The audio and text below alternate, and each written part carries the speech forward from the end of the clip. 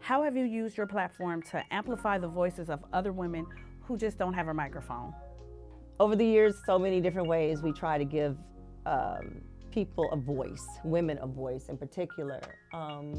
It's no secret that I am a champion for the ladies. I get the fellas all the time saying, look, what about us?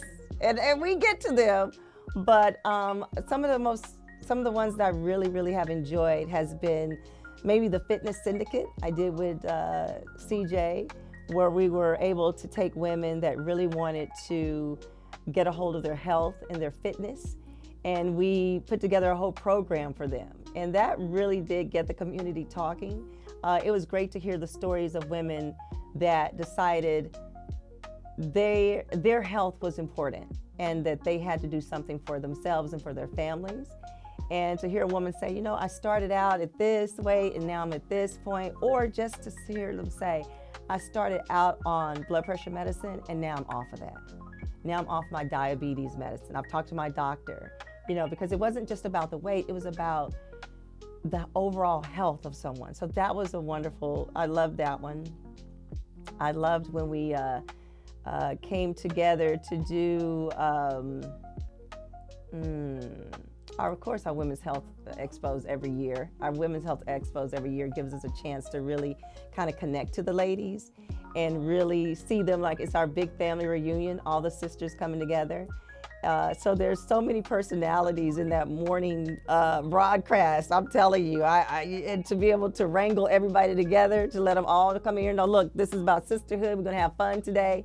And you know, you get those some personalities that come in and for whatever reason, they're not in the best mood, right? But to be able to get them to drop that wall and have some fun with us and realize that, hey, whatever problem that was, it's not worth it. This is about you today. It's about your sister. It's about coming together and just having a good day of health and wellness and just celebrating sisters. Well, on my show, the Radio Free Top 23 Countdown, I feel like we built community. And I think it's really important to anchor yourself.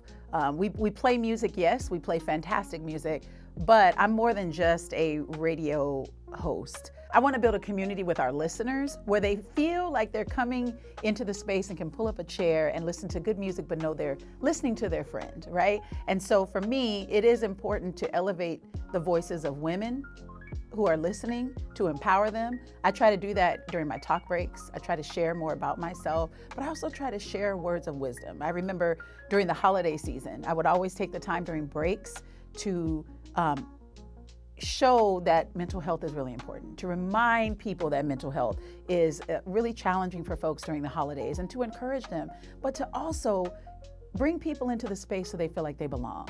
When I would sub sometimes for the front page back in the day, I remember I would let folks know that everyone is welcome here, all is welcome here.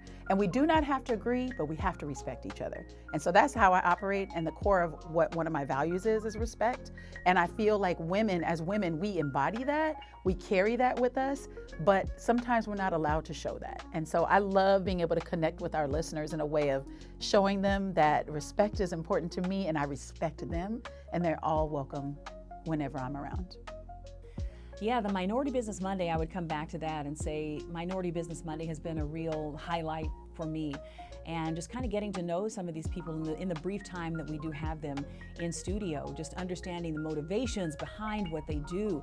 And there's always an added element of them wanting to do philanthropic work and them wanting to do outreach in the community. We had a hairdresser on this morning that has a mobile hair salon who goes around and actually does hair for people with disabilities and for the elderly. You know, it's a business that is specialized around people who may not be able to get out to the salon. So learning more about just the heart that a lot of these women have for the community, it's inspiring, it's really encouraging. And we've talked to other women who have nonprofit organizations that they've asked me to get involved in. So it just gives me kind of a connection to the community that's it's built in, which is really cool.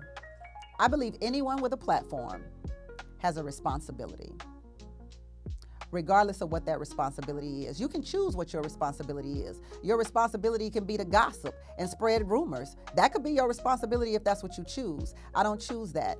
I've been given this platform, and it is not to prop me up. It is not to be I don't know what the word is when they say, like, for it to be all about me.